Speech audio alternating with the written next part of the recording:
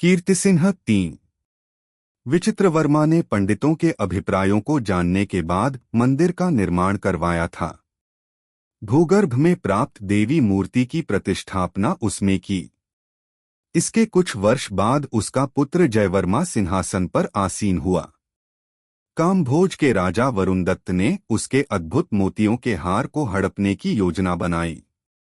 इस कार्य को साधने के लिए उसने एक नर्तकी को भेजा। षड्यंत्र के विवरण जानकर विचित्रवर्मा ने एक ऐसा प्रतिव्यूह रचा जिससे हार को हड़पना संभव नहीं हो पाया। किंतु जयवर्मा इस सत्य से अपरिचित था। विचित्रवर्मा के मरणोपरांत जयसेन ने जयवर्मा को उसके पिता का लिखा हुआ एक पत्र दिया। बाद जयसेन की पूरी बातें सुनने के बाद जयवर्मा ने उससे कहा, जो हुआ सो हुआ जयसेन, इसमें पिताश्री की कोई रीति नहीं है। पिताश्री के विश्वास का मैं पात्र नहीं बन सका। उन्होंने वह हार किसी को दान में तो नहीं दिया, वह तो उनके वारिस को ही मिलेगा। उनका वारिस क्या मेरा वारिस नहीं है? कहते हुए उसने उस संदूक से पत्र निकाला और यूं पढ़ने लगा। पुत्र जयसेन ने तुम्हें सब कुछ बताया होगा। मुझे संपूर्ण विश्वास है कि मैंने जो भी किया उस पर तुम क्रोधित नहीं हो। इसी विश्वास के बल पर मैंने ऐसा साहस किया। मेरे सिवा यह कोई नहीं जानता कि वह हार मैंने कहाँ छिपा रखा है। जयसेन भी इस रहस्य को नहीं जानते। वह हार कहाँ है, यह जानने के लिए कुछ आधार मात्र तुम्हारे लिए छोड़े जा रहा है। जय समस्त लोकों की पूजनीय परमेश्वरी भी स्त्री ही है। वह किसके सम्मुख अपना सर झुकाती है? उस परमेश्वर का निवास स्थल किस दिशा में है? मनुष्य के जीवनाधार को प्रदान करने वाला वह कौन है जो पंचभूतों में से एक है? पुत्र, जिसे इसकी प्राप्ति का भाग्य हो उसे इन प्रश्नों के उत्तर भी मिल जाएंगे। समाधान ढूंढ निकालने वाले का लाभ भी होगा। तुम्हारा कल्याण हो, तुम्हें समस्त लाभ उपलब्ध हों, इसकी आशा करते हुए तुम्हारा पिता विचित्रवर्मा। जयवर्मा ने पूरा पत्र पढ़ा। श्रद्धा से आंखों से उसका स्पर्श किया और फिर से उसी संदूक में रख दिया। जयसेन ने कहा, 5 पीढ़ियां बीत गईं, लेकिन कोई भी उसका अर्थ समझ नहीं पाया। अनेकों प्रकार की व्याख्याएं व विश्लेषण हुए, किंतु कोई भी उसका सही अर्थ बता नहीं पाया। इससे यह जाना नहीं जा सका कि वह हार कहाँ है, किंतु अनेकों तर्क वितर्कों के बाद हमारे राजा सुषेण ने निर्णय किया कि वह हार अवश्य ही पूर्वी जंगलों में स्थित उस शक्ति के मंदिर के प्रांगण में ही कहीं गाड़कर छिपाया गया होगा। उन्होंने भूमि को गाड़कर उसे ढूंढ निकालने के प्रयत्न भी किए, परंतु कुछ रुकावटें ऐसी आईं जिनसे उन्होंने अपना प्रयास जारी नहीं रखा। उसके बाद हमारे महाराज ने मालूम नहीं क्यों इस दिशा में कोई कार्रवाई ही नहीं की, कहते हुए क्षण भर के लिए रुककर अपनी थकावट दूर की और फिर से कहना प्रारंभ किया, महाराज हृदयपूर्वक चाहते हैं अपने पुत्र को यह हार मिले। वे तुम्हारी बुद्धिमत्ता में पर्याप्त विश्वास रखते हैं। कीर्तिसिंह जैसे बुद्धिशाली को तुम जैसी कुशाग्र बुद्धि वाली का सहयोग मिले तो यह कार्यसिद्धि सुलभ होगी। शायद महाराज का यही अभिप्राय रहा होगा। महाराजा ने स्पष्ट बताया है कि कीर्तिसिंह पूर्वी जंगल में स्थित शक्ति के मंदिर में ही बंदी बनाकर रखा जाए। उनकी इन बातों में यही संकेत है, ऐसा मुझे लगता है। पिता की बातें सुनने के बाद शक्ति सेना ने कहा, हाँ ऐसा ही होगा पिताश्री। ये सारी बातें छिपाकर महाराज ने हमारे लिए अवश्य ही समस्या खड़ी कर दी है। जयसेन इस पर हंसा और बोला, समस्या तो तुमने सुलझा दी है। अगर तुमने मुझे धैर्य दिया ना होता तो मैं इन बातों के बारे में सोच भी नहीं पाता। शक्तिसेना हंसकर चुप रह गई। दूसरे दिन जब जयसेन राजभवन पहुंचा तो समाचार मिला कि महाराज अपने निजी कक्ष में उसी की प्रतीक्षा कर रहे हैं। जयसेन फौरन वहां पहुंचा। मुस्कान भरे जयसेन को देखते ही महाराज ने उससे कहा, क्यों जयसेन, क्या अपनी बेटी को अकेले ही भेजने को सन्नद्ध हो? महाराज के इस प्रश्न पर लज्जित होते हुए जयसेन ने कहा, यह सच है कि कल एक पिता के होने के नाते थोड़ा बहुत अधिक ही मेरा अनुचित व्यवहार रहा है। प्रभु, आपके चले जाने के बाद मेरी बेटी ने मुझे आपका आशय समझाया। मैं और मेरा परिवार सदा आपकी सेवाएं करने के लिए सन्नद्ध हैं। मेरी पुत्री शक्तिसेना शुक्ल चतुर्दशी के दिन ही निकलेगी और मार्ग मध्य में ही राजकुमार से मिलेगी। उसे जो करना है करेगी। सुषेण ने कहा, जयसेन, मुझे इस बात की खुशी है कि तुम दोनों ने मेरी आशा और मेरे आशय को समझा है। किंतु यह भी सुन लो कि मैं क्यों इतनी जल्दबाजी कर रहा हूं। मेरे पुरखे जयवर्मा ने यद्यपि हार खो दिया, लेकिन बड़ी ही समर्थता से उन्होंने राज्य का पालन किया। इसी कारण कोसल दक्षिणापथ में अग्रराज्य बनकर रह पाया है। वरुणदत्त अपने राज्य को भी विस्तृत करने की आकांक्षा रखता था, लेकिन उसमें वह सफल हो नहीं पाया, क्योंकि वह महामूर्ख था। उसकी मूर्खता के कारण से कामभोज की पर्याप्त अभिवृद्धि हो नहीं पाई। अपने आखिरी दिनों में वरुणदत्त को अपने गुप्तचरों के द्वारा यह मालूम हो गया कि जो हार नर्तकी ले आई है वह नकली है। उसे यह भी मालूम हुआ कि वृद्ध राजा ने उस हार को कहीं छिपा रखा है। उस दिन से कामभोज राजा कोसल राजाओं के शत्रु बने हुए हैं। दिन व दिन वह शत्रुता बढ़ती आ रही है। मौका मिलते ही कैसे भी हो वह हार प्राप्त करने की कोशिश में लगे हुए हैं। जब कोसल राजाओं को ही पता नहीं कि हार कहाँ है, तो भला वे कैसे जान पाएंगे? जानने की कोई गुंजाइश भी तो नहीं है। आजकल कामभोज का राजा है वरुणदत्त का वारिस गरुड़दत्त। हमारे गुप्तचरों का कहना है कि अपने पिता और दादाओं से भी अधिक उसकी दृष्टि उस हार पर है। वह रात दिन इसी हार को पाने की कोशिश में लगा हुआ है।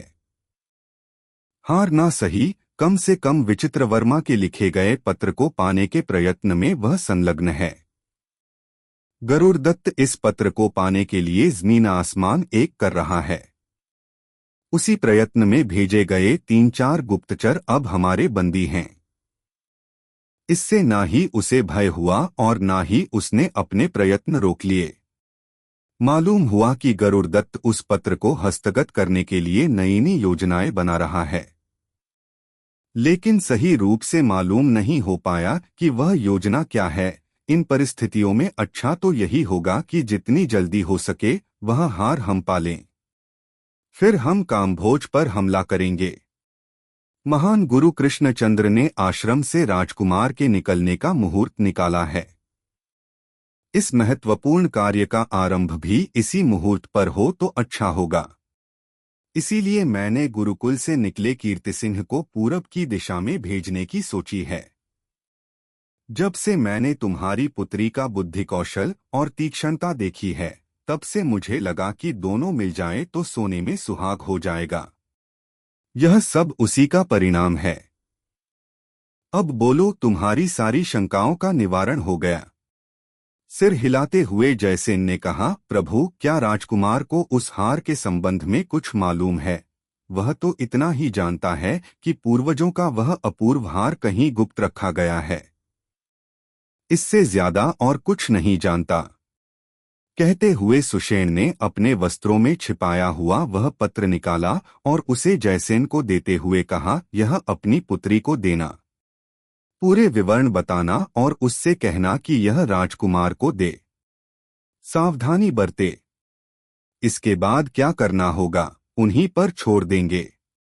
जयसेन ने वह पत्र लिया और अपने वस्त्रों में छिपाए वहां से चल पड़ा। आधी रात हुई, किंतु महाराज सुषेण सोया नहीं था। वह अशांत अपने शयनगृह में इधर उधर घूम रहा था।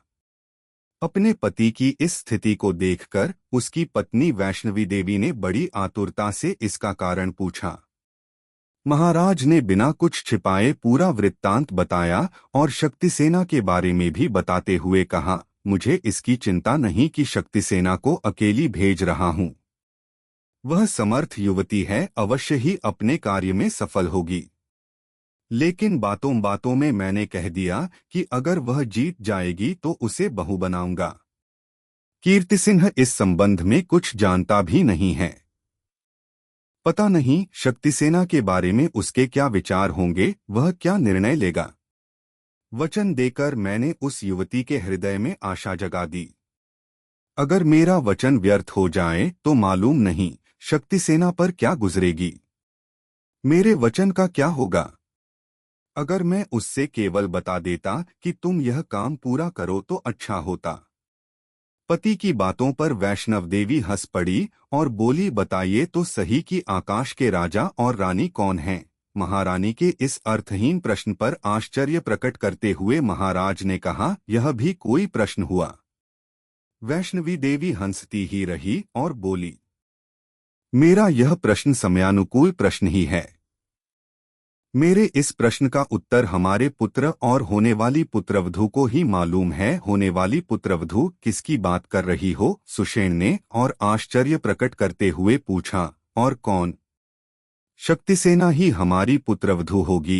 एक क्षण रुककर बोली, क्या आप भूल गए कि शत्रुसेना और हमारा पुत्र बचपन के दोस्त हैं? कीर्ति सिंह अब भी उसे भूला नहीं है। जब जब मैं उसे देखने गुरुकुल गई तब तब वह उसके बारे में पूछता रहता है, उसके कुशलक्षेम की बातें जानता रहता है। शक्तिसेना भी चुपचाप आपके सौंपे गए काम पर जा रही है, जिसका कारण भी कीर्ति सिंह ही है। आप निश्चिंत रहिए, शक्तिसेना ही हमारी होने वाली बहू है।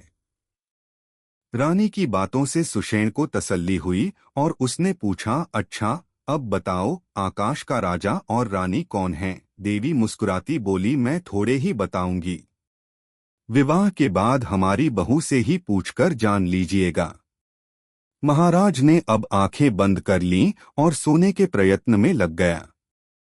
जब कोसल में यह सब कुछ हो रहा था तब कामभोज में गरुड़दत्त ने एक योजना बनाई। इस बार उसकी योजना में 2 और भागीदार शामिल हुए। एक कोसल के उत्तरी भाग का नग देश का राजा नागकर्ण, जो गरुड़दत्त का साला भी है। दूसरा नग तथा कामभोज के बीच के चाक्य देश का राजा कुंदन वर्मा। गरुड़दत्त ने अपने गुप्तचरों के द्वारा 2-3 बार विचित्रवर्मा के पत्र को हथियाने की कोशिश की, लेकिन उसकी सब कोशिशें नाकाम हुई। इस बार उसने निर्णय किया कि औरों की भी सहायता लेकर कोसल पर हमला करूंगा और उस हार को पाकर ही रहूंगा। हमला करने के पहले उसने अपने साले की सलाह मांगी, जो नगदेश का शासक था।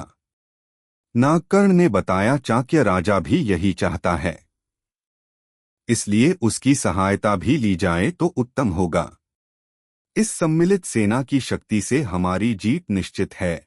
फलस्वरूप तीनों की बैठक हुई, दीर्घ चर्चाएं हुई और सदृढ़ योजना बनाई गई। यह तय हुआ कि गरुड़दत्त हार लेगा और बाकी दोनों कोसल को आधा आधा बांट लेंगे। यह तीनों का सम्मिलित निर्णय था, किंतु हर एक का उद्देश्य ही कुछ दूसरा था। हर कोई हार का यजमान बनना चाहता था और साथ ही कोसल देश का राजा भी। गुप्त रूप से उन्होंने इसके लिए अपनी अपनी योजनाएं भी बनाई। उन्होंने पहले कोसल को हस्तगत करने की योजना बनाई। इस योजना को प्रस्तुत करते हुए नागकर्ण ने कहा, हम अवश्य ही इसे स्मरण रखें कि हमारी सम्मिलित सैन्य शक्ति अकेले कोसल राज्य की सैन्य शक्ति के समान है। और एक बात भी है, कल कृष्ण पौर्णमी के दिन कीर्ति सिंह गुरुकुल से निकलकर राजधानी आने वाला है। अगर वह सेनाधिपति बनाया गया तो हम उसका मुकाबला नहीं कर पाएंगे, कुंदन वर्मा ने कहा। गरुड़दत्त ने कहा कि अच्छा यही होगा कि हम पहले उस कीर्ति सिंह को खत्म कर दें। बाकी दोनों ने आतुर हो पूछा, यह कैसे संभव है? 3-4 सुदृढ़ सैनिकों को भेजकर मार्ग में ही छिपे छिपे उसकी हत्या करा देंगे। जब सारा कोसल देश उसके मरण के शोक में डूबा रहेगा तब हम उस पर अकस्मात हमला कर देंगे। बस हमारा काम आसानी से पूरा हो जाएगा। गरुड़दत्त ने कहा, इससे भी बढ़िया एक और उपाय है। कीर्ति सिंह को रास्ते में ही बंदी बना देंगे। उसके पिता को समाचार भेजेंगे कि हार के देने पर ही उसका पुत्र उसे मिलेगा। उसे यह धमकी भी देंगे कि हार ना मिलने पर उसका पुत्र मारा जाएगा।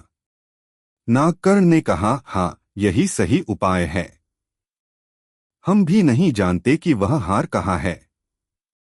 राजा सुषेण अपने बेटे को अपनी जान से भी ज्यादा चाहता है। अगर कीर्तिसिंह को हमने मार डाला तो उस हार के रहस्य का भी वह ध्वंस कर देगा। हम हार के बारे में अंधेरे में रह जाएंगे। बेटे की जान के लिए वह हार भी दे देगा। जब वह हार हमारे हाथ लगेगा तब कीर्तिसिंह की हत्या कर देंगे। कुंदन वर्मा ने अपना तर्क प्रस्तुत किया। बाकी दोनों ने उसके तर्क को स्वीकार किया। उन्होंने निर्णय कर लिया कि 3 सुदृढ़ सैनिकों को भेजकर कीर्तिसिंह को बंदी बनाएंगे और उसे कामभोज ले आएंगे।